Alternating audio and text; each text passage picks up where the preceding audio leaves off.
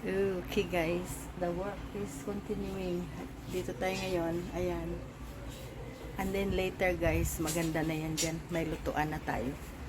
Nandito si Bro Vic, si Bro Nap. Ayan, nagpipintura. And Bro Dan is somewhere out there underneath with neighbor. So ayan guys, maganda na tingnan. O diba? Update sa ating mansyon.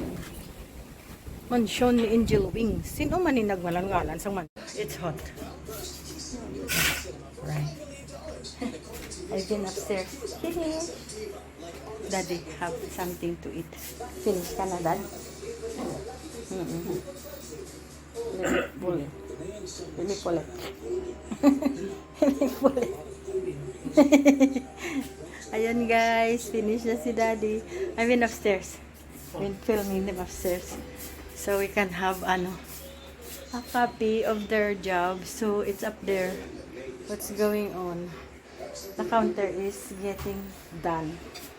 So dito na lang tayo guys. Ay okay. This dog no one dares to mess with because its owner is John Quick. He also believed he once killed centuries of people with his bare hands. But such a tough guy was terrorized by punks at a gas station. The man said he had his eye on the 69 Mustang sedan. But John said he wasn't pursuing. He went to the basement, smashed the door with hammer after him, and took out his dusty baseball and put it This dog no one dares to mess with.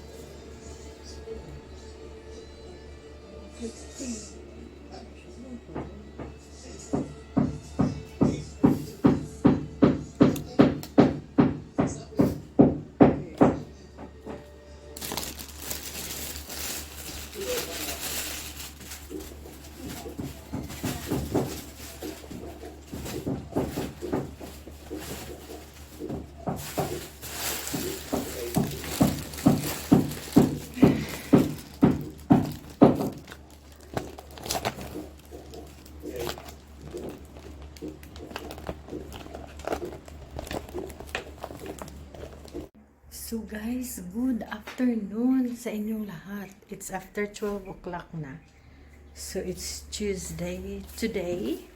Naglinis lang ako guys. Bumili kami ni Daddy ng mga para sa aming sink sa bathroom. So ito yung mga nabili namin. So hindi pa siya ilalagay today kasi nagpa-notice pa lang ako doon sa kakilala namin na gagawa siya. Nagpa-notice pa lang ako sa kanya na gagawin niya. So hindi pa tayo ready for that. Siguro mga 2 days baka malagay na siya. Ito kailangan namin ihatid sa isang shop na tinutulungan natin sa Angel Wings. So binili ko yan para sa kanila. Ano yan guys, kiluhan ng rice. Ayan. Tapos yun na mga parang headlight na kasi parang dito linalagay para sa mga fisherman pag nag-fishing sila kailangan nila ng light. So nagpabili sila. So yun binili ko. So ibibigay natin yun doon. Tapos makadagdag ng help sa kanila. And then busy ako sa store mga after 12 kasi maraming bumili for lunch time. Tapos of course nagbayad din ng mga accounts nila. So ito yung spare natin na change. Hindi ko linalagay doon lahat yung mga change sa store kasi malilito tayo pag marami. So iniiwan lang namin kaunti. Yun. So ayan guys, naglinis na rin ako dito sa hagdanan. Maraming alikabok. So, nag-update muna ako ng paglilinis. Tapos, naglinis din ako dito sa table. Pero itong labas ng paglilinis ko, guys. Hindi talaga siya nalinis. Oh, yung mga coins natin. Ang galing sa store na pera. Kinukuha ko siya every so often. Kasi para hindi siya magtambak doon sa bintahan. Nahuhulog, guys, sa floor. Minsan hindi ko mapansin. But anyway, hiningal na tayo. Ito na yung bag ko. Another new collection sa transparent. Maliit lang pala siya. So, ayan. Ganyan lang siya kaliit. So, okay na lang yan. Kasi ang dami ko nga namang karga. So, i-reduce ko na lang siguro yan. Para na medyo maliit-liit. Ito malaki. Ayan. Malaki siya, guys. Pero super laki naman. Kaya, we'll see. Pag maliit, okay dapat. Kaya lang, guys. Dami ko namang karga. Uy. Okay, so far so good. Yun ang mga ganap sa taas. So, babalikan natin sila later. At saka, titingnan na naman natin ang progress nila. Nandito ako. Nagbukas ako ng Shopee ko na order. Ito na siya, guys. Yan. Tapos, lalabhan ko yung isa. Ayun, lalabhan natin yan. I-scrub ko pa yan. Para na bumalik yung white color. So, ito maganda pala eh. Diyan, oh. So, I like it. Nice. Nice siya, guys. Nice yun. Okay na yan.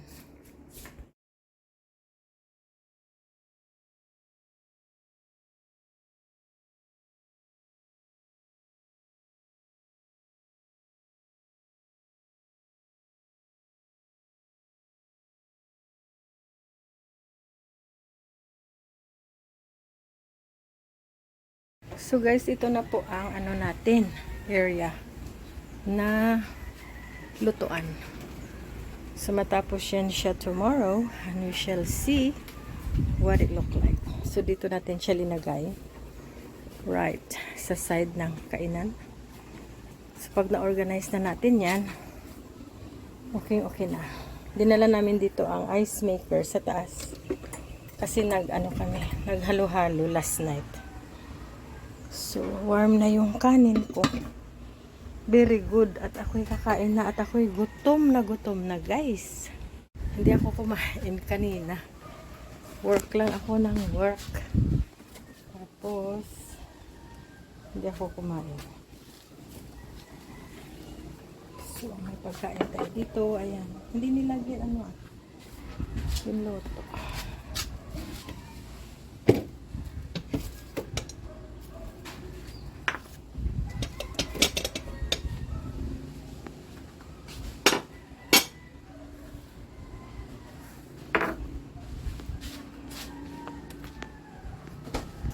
Thank you for watching. Bye bye now.